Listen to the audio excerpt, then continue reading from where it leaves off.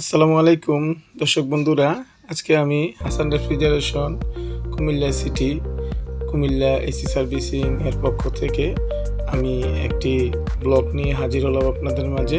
দেখতে থাকুন আজকে এ টু জেড যে ভিডিওটি আছে এসি সার্ভিসিং, মাস্টার সার্ভিসিং যাকে বলা হয়, এই মাস্টার সার্ভিসিং কীভাবে করতে হয় আজকে আমি দেখাবো। এটা হচ্ছে একেবারে গোড়া থেকে একেবারে সম্পূর্ণ ভিডিও যেটা আছে শুরু থেকে শেষ পর্যন্ত সবটা ভিডিও আমি দেখাচ্ছি আপনাদেরকে। আমি এসিটা খোলার জন্য ইনডোরটা যা যা প্রয়োজন তার থেকে আগে চেম্বারটা যেটা আছে, যেটাকে আমরা ইভাপোরেটর বলি, এটাকে খুলে নিয়েছি। তারপরে ব্লোয়ার মেশিনের যে ব্লেডটি আছে খুলে নিলাম। এখন ব্লোয়ার মেশিনটি খুলে নিলাম। পুরো কেচিংটাকে আমি আলাদা করে দেব যাতে বুঝতে সহজ হয় আপনাদের কীভাবে এ টু জেড করা যায়। তারপরে এটার মধ্যে লিকেজ আছে, চোরা লিকেজ, এই জন্য আমি পানিতে আগে ভিজিয়ে নিয়েছি প্রেশার দিয়ে, প্রায় 350-400 প্রেশার দিয়েছি। দেওয়ার পরে আমি দেখতেছি এটা লিক আছে কি না। যাই হোক, লিকের সমস্যা আমরা পাইছি। যাই হোক, লিকের সমস্যা পাওয়ার পরে আমরা কিছু চেঞ্জ করব। গোড়ার মধ্যে লিকেজ ছিল, পাইপের গোড়ার মধ্যে অনেক সময় স্প্রিং থাকে, গোড়াটার মধ্যে থাকার কারণে ঝং ধরে ইনডোরের এই জায়গাটা নষ্ট হয়ে যায়। তো এই জন্য আমি নতুন করে একটু পাইপ লাগিয়ে নিতেছি। এটাকে খুব সুন্দরভাবে যেভাবে মিলানোর দরকার এভাবে মিলিয়ে নিতেছি। এই যে এটাকে আমি কেটে ফেলে দিলাম। এটা লিকেজ প্লাস হচ্ছে এটা ব্যান্ড হয়ে গেছে, তাই মাথাটা কেটে ফেলে দিলাম। এখন নতুন করে আমি আবার এটাকে ব্যান্ড করে যে পাইপটি আছে কভার পাইপ, এটাকে আবার নতুন করে মিলিয়ে নিলাম। মিলিয়ে নেওয়ার পরে এখন ইনডোরের মধ্যে কীভাবে থাকবে এটা পজিশানটি ঠিক করে নিতেছি। পজিশানটি ঠিক করে নেওয়ার পরে দেখতে থাকুন, এভাবে মিলালাম। কারণ সঠিকভাবে না মিলিয়ে জ্বালাটি করলে পরে কেচিংয়ে ফিটিং হবে না। এই যে এটাকে বাদ দিয়ে এখন যে পাইপটি লাগাইছি এই পাইপটি এখন আমি ওয়ার্লিং করে নিব। আপনারা দেখুন,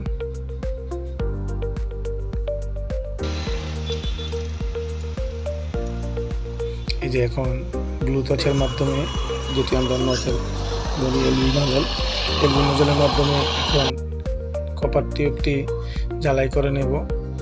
তো এটি যেহেতু একটু ভারী, পাইপটি অনেকটা মোটা, তাই একটু শীটের সাপোর্টের মাধ্যমে ওয়ার্লিংটা করতে হয়, যেহেতু এটা এলবি গ্যাস। তারপরও আলহামদুলিল্লাহ আমরা আগে ব্লু ল্যাম্পের দ্বারা, কেরোসিনের চুলার দ্বারা কাজ করতাম একটা সময়।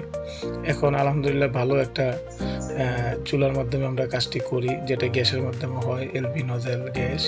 এটা দিয়ে ইনশাআল্লাহ ভালোভাবে কাজটি করা যায় যদি একটু টেকনিক খাটানো যায়। তো সম্পূর্ণ কাজটি আপনারা দেখতে থাকুন, পুরো ভিডিওটি দেওয়া আছে। আমি লিকটি সমাধান করে এখন আবার পানিতে আবার দিলাম, পানিতে চুবিয়ে পুষ্কুনিতে। তারপর দেখলাম এখন সম্পূর্ণ ঠিক আছে, আমার প্রেশারটি ঠিক ছিল। তাই এখন আবার আমরা যে ব্লেডটি আছে ব্লেডটি সার্ভিস করে দিতেছি, যেহেতু এটাও দীর্ঘদিন পরে ছিল। কাস্টমারের চাহিদা ছিল যে আমার পুরাতন এসিটি খুবই ভালো, এই এসিটিকে আপনারা রিপেয়ারিং করে খুব সুন্দরভাবে সার্ভিস করে দেন যাতে আমরা চালাতে পারি। ঠিক কাস্টমারের চয়েস অনুসারে আমরা কাজটি করতেছি। আর আমাদের নিজস্ব যেই ক্যাপাসিটি আছে, এই ক্যাপাসিটি বা আমাদের অভিজ্ঞতা থেকে যতটুকু ভালোভাবে করা যায় সেটাই চেষ্টা করতেছি। পুরো ভিডিও দেখুন। ড্রেন লাইনটিকে ওয়াশ করে নিলাম, তো এখন আবার কিচেনগুলোকে ওয়াশ করে নিতেছি। তো এইভাবে মেশিনের মাধ্যমে আমরা খুলে সার্ভিসিং করি। অনেক সময় যেগুলো ফ্রেশ এসি আছে মোটামুটি, ওগুলো নতুন মডেল, ওগুলো আমরা জায়গাতে রেখে হাইড্রোলিক মেশিনের মাধ্যমে ব্যাগ দিয়ে সার্ভিসিং করি, পানির মাধ্যমে ওয়াশ করি। তো এটি যেহেতু আমি পুরাতন এসি খোলা অনেক বছর এটা খুলে পড়েছিল, তাই একটু সময় দিয়ে কাজ করবেন। আমিও সময় দিয়ে কাজ করতেছি, যেহেতু একটি পুরাতন এসিতে অনেকটা সমস্যা থাকে। একেবারে উপর দিয়ে আমরা ওয়াশ করে ফেলি কিন্তু ভিতরে অনেক ময়লা থাকে, তাই যেগুলো পুরাতন এসি এগুলো এইভাবে খুলে সার্ভিসিং করবেন। যদি একটু কস্টিং খরচটা বেশি হয়, তারপরও আপনাদের জন্য ভালো। কাস্টমাররা যারা আছেন এইভাবে কাজটি করলে আপনাদের জিনিসটা আবার পুনরায় লং টাইম চালানো যায়। পুরো সার্ভিস করে সম্পূর্ণ এ টু জেড সমস্যাগুলো দেখে, সার্কিট থেকে শুরু করে সার্ভিসিং প্লাস লিকেজ সব কিছু সম্পূর্ণভাবে চেক করার পরে, পাইপগুলোকেও চেক করার পরে, অথবা নতুন পাইপ দিয়ে যেভাবে কাজটি করতে পারেন ঠিক এইভাবে যদি ভালোভাবে কাজটি করেন তাহলে সার্ভিস দিবে ভালো, এমনকি লং টাইম গ্যাস থাকবে। তো এই জন্য আপনারা করে নেবেন। আর বিশেষ করে এখনকার নতুন মডেলের যেগুলো আছে এগুলা 410 এসি গ্যাস, তারপরে R32 এগুলা ব্ল্যান্ডযুক্ত গ্যাস, এগুলাতে অনেকটাই ব্লাস্ট হয় এসিতে এই অবহেলা করলে, ঠিক সার্ভিসিং না করলে। যাই হোক, এখন আমার যে সম্পূর্ণ সার্ভিসিং যে পরে এগুলো শুকিয়ে নিয়েছি, শুকিয়ে নেওয়ার পরে এখন এগুলো ফিটিং করে নিতেছি। ইনডোরটি আগে ব্লেডটি ফিটিং করে নিলাম, এই যে ইয়াটা আছে ব্লোয়ারের মেশিনটা, ব্লোয়ার মোটরটা ফিটিং করার পরে তারপর ব্লোয়ারের ব্লেডটি লাগিয়ে নিলাম, তারপর উপরের ব্লোয়ারের কাভার লাগিয়ে নিতেছি। ব্লেডের যে একটা স্ক্রু আছে মিডল সেন্টারে, এই স্ক্রুটা টাইট দিয়ে নিতেছি। তো এইভাবে কাজটি যত্ন সহকারে করবেন, সময় লাগবে একটু।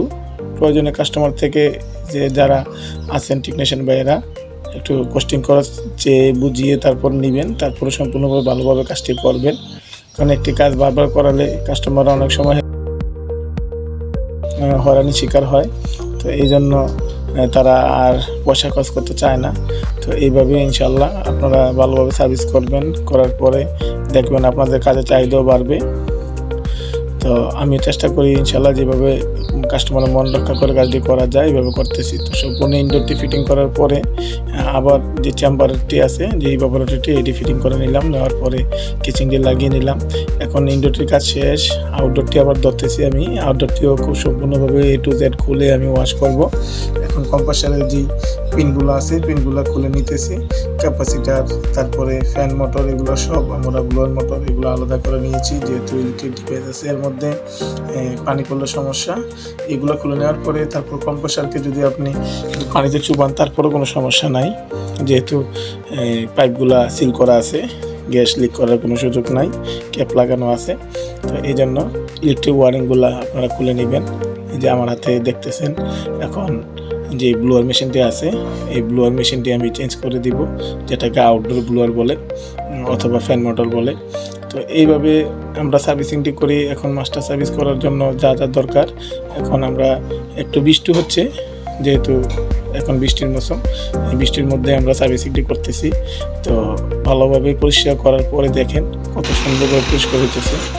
এই যে কন্ডেন্সারটি আছে এই কন্ডেন্সারটি ভালোভাবে ভিজিয়ে নিলাম। ভিজিয়ে নেওয়ার পরে আবার আমরা সাবানের মাধ্যমে বা পাউডার বলি আমরা সার্ফ এক্সেলের মাধ্যমে ওয়াশ করতেছি, বা কেমিক্যাল যে যেভাবে পারেন। তবে কেমিক্যাল জিনিসটা আসলে কাস্টমারের মন রাখাতে আমরা দিই। কেমিক্যাল জিনিসটা আসলে ভালো না, এটাতে প্রচণ্ড খাট থাকে, অ্যাসিড থাকে।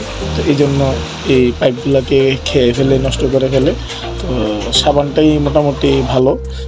আমরা ইনডোরে অনেক সময় নতুন এসিতেও সাবানটাও বেশি একটা ব্যবহার করি না, কারণ যারা জানে তারা এটা করে না। নতুন এসিতে আপনারা ব্যবহার করবেন না কোনো এইসব জাতীয় জিনিস, প্রয়োজনে শ্যাম্পু ব্যবহার করবেন। তা না হলে অ্যালুমিনিয়ামের প্রলেপগুলো অথবা তামার প্রলেপগুলো এগুলা লিকেজ হয়ে যায়, নষ্ট হয়ে যায় পাইপগুলো, যেগুলো একটু হালকা আছে। তো এইভাবে কাজটি করার পরে আউটডোরটি ধুয়ে নেওয়ার পরে এখন আবার আমি ব্লোয়ার মেশিনের মাধ্যমে ওয়াশ করে নিতেছি শুকাই নেওয়ার পরে ইনশাল্লাহ আবার সম্পূর্ণভাবে সবগুলা পার্টস যেগুলো আমি খুলে নিয়েছি সবগুলা ফিটিং করব A to Z। দেখুন এই যে এখন ব্লোয়ার মেশিনটি, যেটাকে আমরা ব্লোয়ার বা ব্লেড বলি, ব্লোয়ার মোটর বলি, ফ্যান মোটর বলি, যে যেভাবেই চিনি, এরিয়াকে আমি ফিটিং করে নিলাম। ফিটিং করে নেওয়ার পরে স্ক্রুগুলো আবার সঠিকভাবে প্রত্যেকটা জায়গায় লাগিয়ে নিতেছি। প্রত্যেকটা জায়গায় লাগিয়ে নেওয়ার পরে আপনারা দেখবেন কোনো দিক দিয়ে লুজ কানেকশন আছে কি। লুজ কানেকশন থাকলে তারপরে কম্প্রেসার অনেক সময় ফায়ারিং করে কম্প্রেসারের পিনের মধ্যে, তখন কম্প্রেসারের যে ক্যাপাসিটার আছে ক্যাপাসিটার অনেক সময় জ্বলে যায়, বা কম্প্রেসারের বেস ক্লিপ এগুলো জ্বলে যায়, অথবা কম্প্রেসার শর্ট হয়ে যায়। তাই ক্লিপগুলো ভালোভাবে সঠিকভাবে লাগানোর চেষ্টা করবেন। তো এখন আমি ক্যাপাসিটারের ওয়ারেন্টি কীভাবে আছে এটা দেখতেছি, করে নিতেছি। এই যে ক্যাপাসিটারের দুটি তার কানেকশানটি একবারে সহজ, যেমন ক্যাপাসিটারের মধ্যে দুটি তার ঢুকতেছে রানিং স্টার্টিং, আর কমনের মধ্যে ঢুকতেছে পজিটিভ, আর ক্যাপাসিটারের রানিংয়ের মধ্যে ঢুকতেছে নেগেটিভ। ঠিক এইভাবে আমি ওয়ারেন্টি করে নিলাম।